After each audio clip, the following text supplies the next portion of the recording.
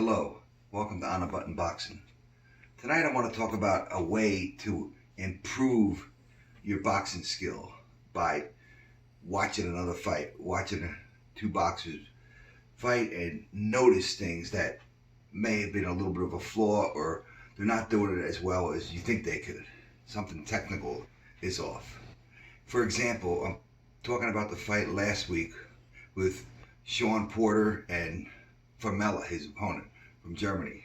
Now, I'm not here to criticize Formella or any boxer. Who am I to do that? I made plenty of mistakes myself that I'm sure other people looked at and said, if I'm going to box and do well, I'm not going to do what he did.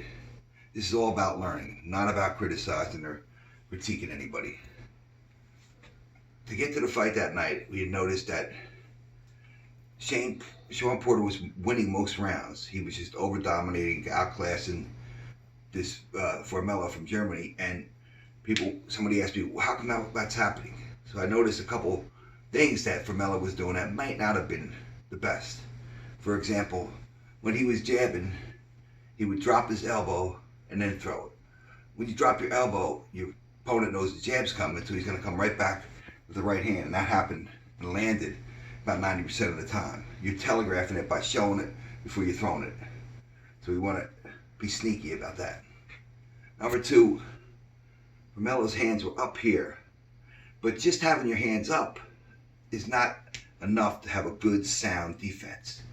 You want to give assignments to your hands. You're standing more vertical.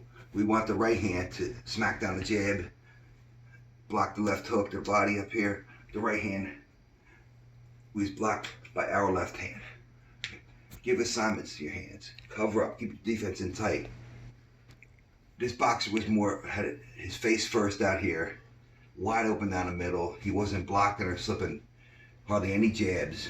And this is because you can't look forward like this. Your opponent is trying to shoot punches right down a pipe to hit right here.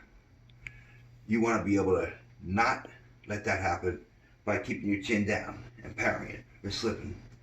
Don't make yourself so available. Protect yourself. Another thing we had noticed that whenever the combination ended or the round started, Formella kept coming back right into the pocket. And in the pocket, right where he's in punching range with Porter, he was losing. He was getting out punched. So for him, the best move would have been to slide out of there and move this way and kind of fight laterally, not right in front of him, and catch him coming in. He was unable to do that because, like we said, the jab. It was dropping down and not full extension. It's hard to do that.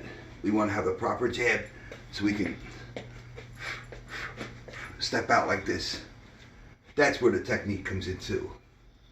Another thing, he also went back to the ropes a few times and took his eyes, put his head down, looked down while Porter was throwing punches, hooks, uppercuts, and took his eyes off his opponent.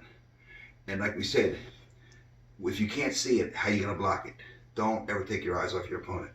Look so you can react to it and counter punch. The rest of the fight was pretty one-sided, but these are little things you can pick up and see that maybe you can improve. And this is going to help you learn by telling yourself, this is what I want to stay away from, I want to correct when I'm in the ring. It's totally educational, and I think it'll help you get a little better in boxing. And if you like this video, I want you to subscribe to my YouTube channel, On a Button Boxing with Uncle Robert.